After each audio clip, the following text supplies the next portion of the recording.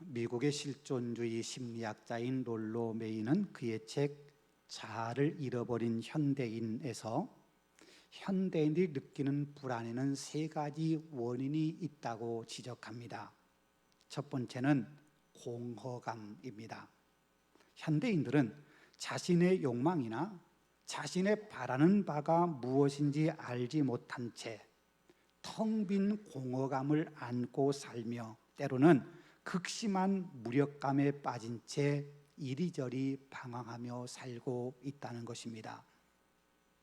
현대인들의 두 번째 불행의 원인은 고독입니다. 인간은 원래 다른 사람과 관계 맺음을 통해서 자신이 존재한다는 사실을 경험하게 되는데, 주변에 아무도 없이 고독하게 존재할 때 자아를 상실하게 되고 그것이 인간을 불행하게 만든다는 겁니다. 공허감으로 가득한 인간 군상들이 아무리 서로 기대어 고독을 해결해 보려 해도 고독감이 결코 해결되지 않는다고 말합니다. 현대인들을 불행하게 하는 더 근본적인 원인이 있습니다. 그것은 바로 불안입니다. 불안은 자아로서의 자기 존재가 위협을 받는다고 느낄 때 오는 현상인데요, 이 불안이 가장 근본적이고 중요한 요인인 이유는 공허감이나 고독감이 이 불안이라고 불리는 특이한 심리적 고통이나 곤경과 결부될 때 그때 한해서 문제가 되기 때문입니다. 결국 불안이 모든 문제의 근원이고 그 불안을 해결하면 공허감이나 고독감도 이겨낼 수 있다는 겁니다. 여러분, 그렇다면 우리 인간은 세상을 살아가면서 우리 스스로 이 불안을 이겨낼 수 있을까요? 인간은 결코 자기 스스로 불안의 문제를 해결할 수 없습니다. 그 이유가 있습니다. 그것은 우리 인간에게 불안이 찾아오는 이유가 죄 때문이기 때문입니다.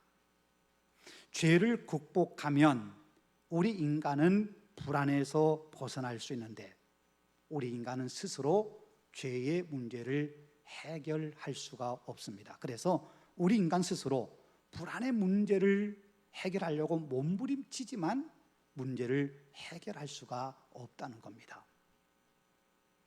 창세기 3장과 4장은 우리 인간이 처음 죄에 빠졌을 때 모습을 잘 보여주고 있는데요, 하나님께서 처음 인간 아담과 하와를 만드시고 에덴 동산에 살게 하시면서 딱 한 가지 금지 명령을 내리셨습니다. 선악을 알게 하는 나무 열매를 먹지 말라는 겁니다. 그런데 뱀의 유혹을 받은 우리 인간은 하나님의 말씀을 어기고 그 열매를 따먹고 말았습니다. 그 결과가 어떻게 되었는지 아시지요? 죄악에 빠진 아담과 하와가 한 행동 두 가지입니다. 하나는 무화과 나무 잎으로 치마를 만들어 입는 것이고, 다른 하나는 하나님의 낯을 피해 동산 나무 사이에 숨어버린 것입니다. 처음 인간이 창조될 때 그들이 죄에 물들지 않았을 때에는 벌거벗었으나 부끄러워하지 않았습니다. 아무것도 거리낌이 없기 때문에 수치심을 느끼지 않았습니다. 그런데 죄가 들어오니까 누가 지적한 것도 아닌데 스스로 수치심이 느껴지는 겁니다. 자신이 얼마나 부끄러운 존재인지 스스로 느낍니다. 그래서 그 부끄러움을 감추기 위해서 치마를 만들어 입었습니다. 하나님의 형상대로 창조된 그 영광스럽고 거룩한 모습 다 사라지고 부끄러움만 자기들의 눈에 보인 겁니다. 자신에 대해서 부끄러우니까 하나님을 뵐 면목이 없습니다. 그래서 하나님의 낯을 피해 스스로 숨어버립니다. 어느 누구도 너 죄 지었으니까 너 하나님 볼 면목 없지, 그렇게 지적하지 않았는데 죄의 모습으로 하나님 앞에 설 수 없는 자기의 모습을 스스로 보게 된 겁니다. 죄는요, 하나님과 항배할 수 없습니다. 죄를 가지고는 하나님 앞에 설 수 없다고 하는 게 우리 인간 스스로 느끼는 겁니다. 결국 죄에 빠진 인간은 하나님 얼굴 뵙는 것이 두려워서 하나님의 낯을 피하여 숨어버렸습니다. 이렇듯 죄에 빠진 인간이 보여준 모습을 한마디로 표현한다면 불안이라고 말할 수 있습니다. 자아를 상실한 인간이 고독에 빠지고 그것이 불안과 결합될 때 인간은 불행한 존재가 되고 만다는 놀로메이의 지적처럼 처음 인간 아담과 하와는 죄에 빠짐으로 하나님의 형상대로 지음받았다는 인간의 고귀함을 다 잊어버리고 치마를 만들어 입어 자신의 부끄러움을 감추려 하고 하나님의 낯을 피하여 동산 나무 사이에 숨어버림으로 스스로 고독의 자리에 내려가고 맙니다. 불안하기 때문입니다. 불안하기 때문에 죄에 빠진 자신의 모습으로는 하나님 앞에 설 수 없다는 걸 알기에 그들의 마음속에 불안이 엄습합니다. 죄에 빠진 자신의 부끄러운 모습이 드러날까 봐 불안한 모습에, 불안한 마음에 치마를 엮고 싶습니다. 아담과 하와만 그런 것 아닙니다. 창세기 4장에 가인의 얘기가 나오잖아요. 하나님께 제사를 드리다가 거절당한 가인은 결국 동생 아벨을 쳐 죽입니다. 하나님께서 죄에 넘어가지 말라고 경고를 해주셨음에도 결국 죄에 빠집니다. 죄를 지은 가인이 하나님께 이렇게 호소합니다. 주께서 오늘 이 지면에서 나를 쫓아내시온즉 내가 주의 낯을 배웁지 못하리니 내가 땅에서 피하여 유리하는 자가 될지라 무릇 나를 만나는 자마다 나를 죽이겠나이다. 나를 만나는 사람이 나를 죽일지 모릅니다. 얼마나 두려움과 불안 가운데 있는 모습입니까? 동생을 죽인 자신이 누군가로부터 해코지 당하고 누군가로부터 죽임당할지 모른다는 두려움이 그들의 마음, 그의 마음속에 가득 차 있는 겁니다. 동생을 죽이고 감쪽같이 속였습니다. 숨겼습니다. 자신의 죄가 드러나지 않을 줄 알았습니다. 그런데 자신의 죄는 숨길 수가 없었고 누군가가 자신을 죽일 것이라는 두려움과 불안이 그의 마음에 가득 엄습해 온 겁니다. 여러분요, 이것이 죄에 빠진 우리 인간의 실상입니다. 두렵고 불안합니다. 나뭇잎으로 치마를 만들어 입어도 불안하고 하나님의 낯을 피하여 동산 나무 사이로 숨어도 불안하고 자신의 죄를 감추었다고 생각하여 꽁꽁 묻어두었는데 그래도 불안하고 두렵습니다. 왜요? 죄가 그들을 붙들고 있기 때문에. 죄는 우리로 하여금 모든 정상적인 관계를 다 깨트려 버립니다. 그래서 더욱 불안하게 만듭니다.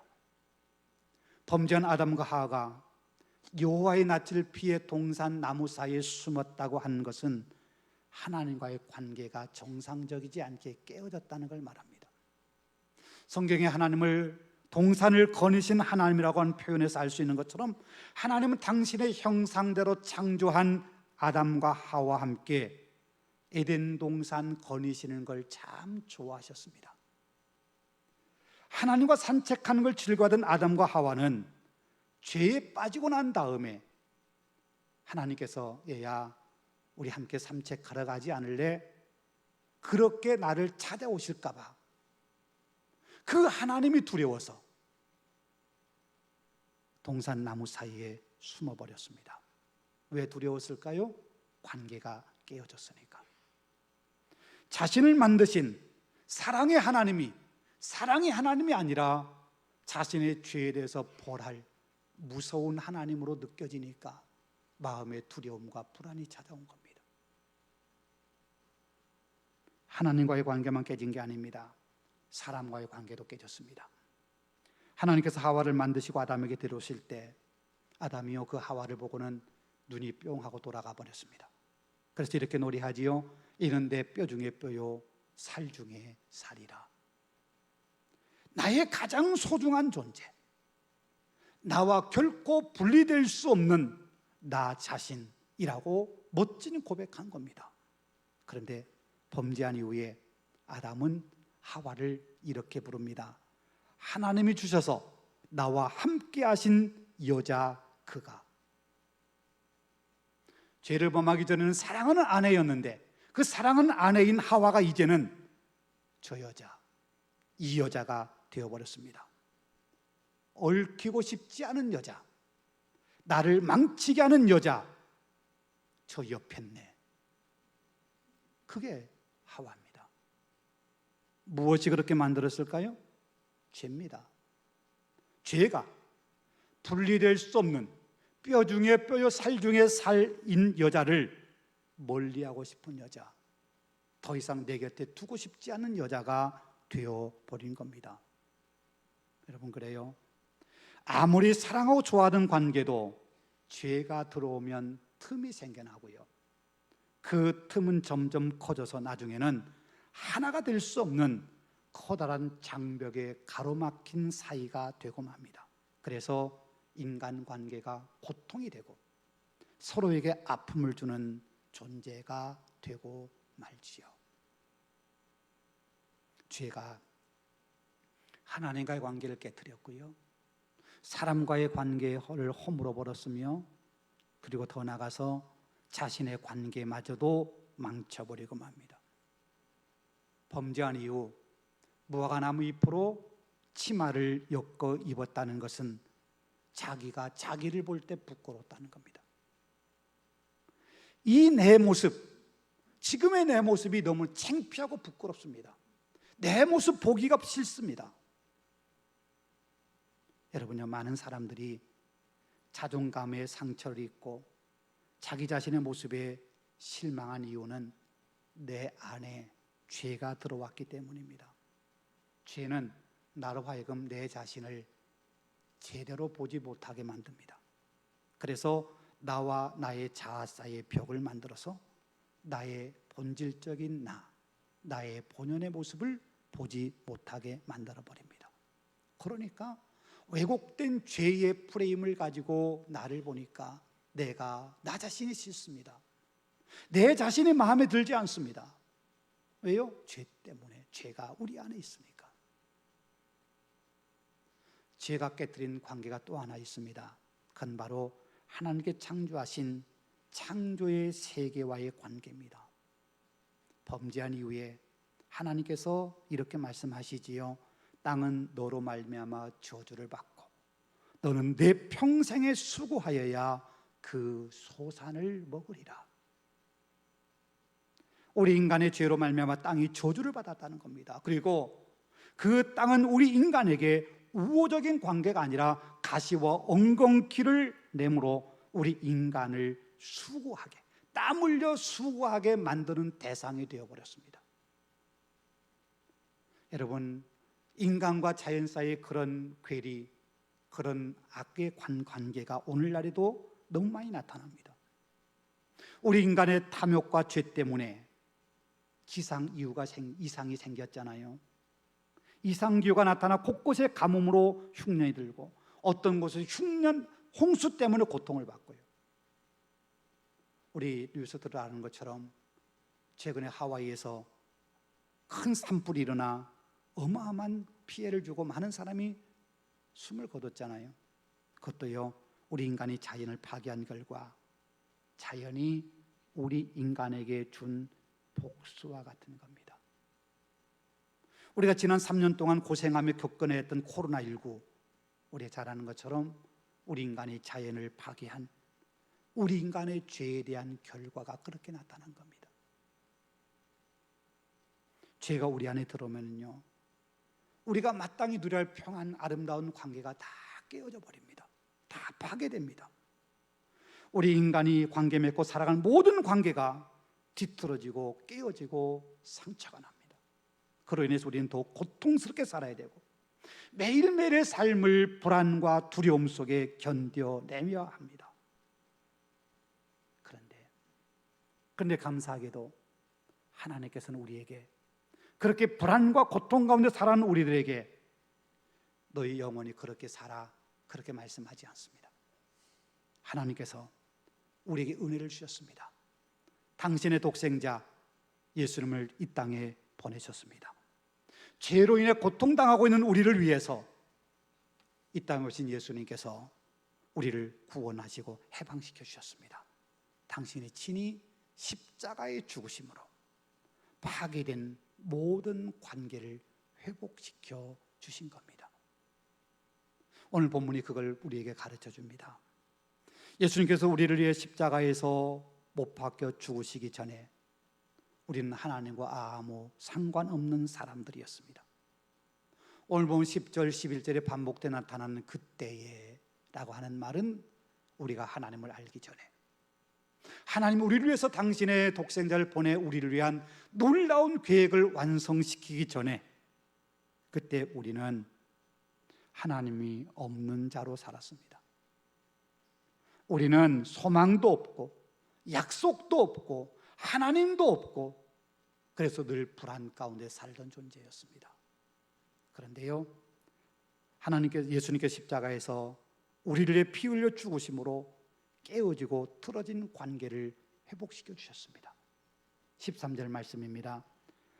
이제는 전에 멀리 있던 너희가 그리스도 예수 안에서 그리스도의 피로 가까워졌느니라.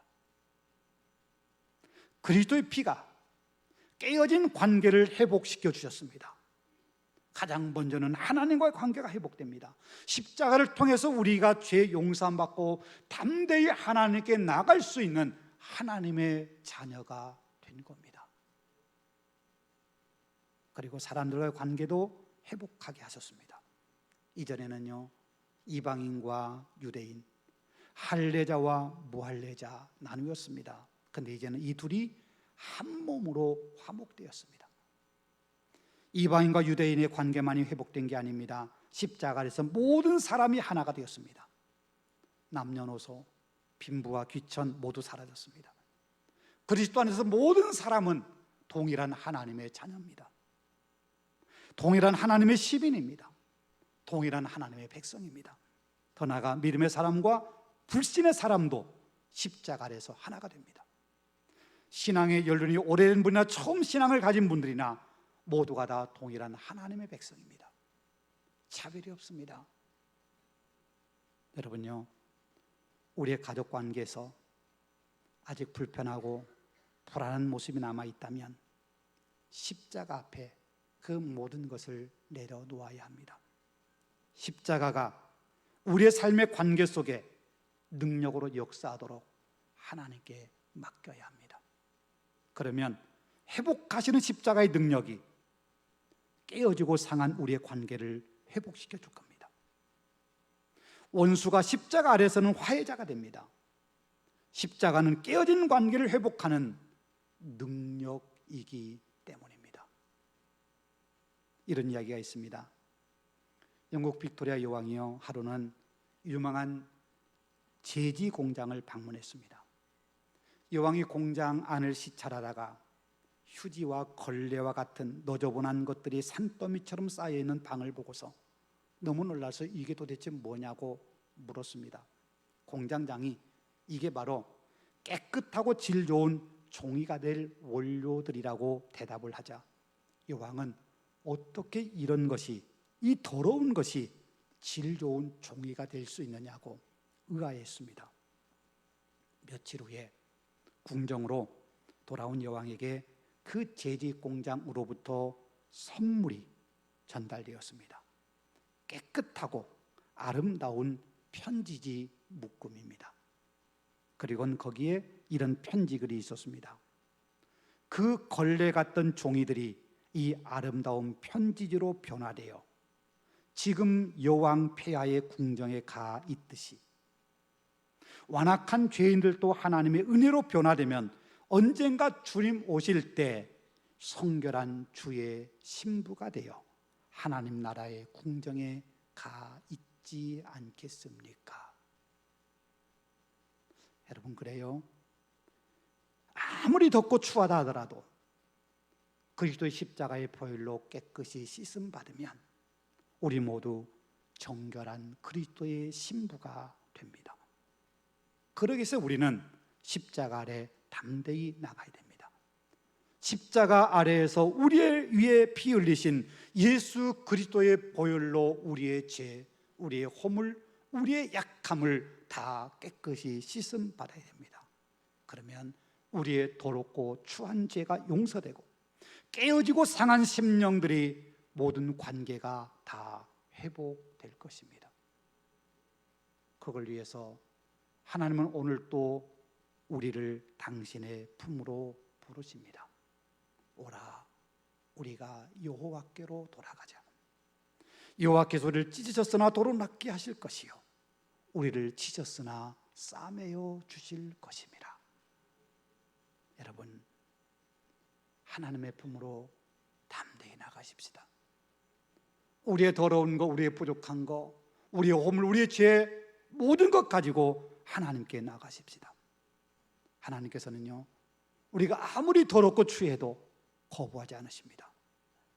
십자가의 사랑으로 우리 모두를 품어주시고 십자가의 능력으로 깨어지고 뒤틀려진 관계를 회복시켜 주십니다. 십자가의 은혜로 우리의 아픔을 어루만져 치유하시고 상처를 싸매어 주십니다. 십자가는 회복의 은혜입니다. 회복의 능력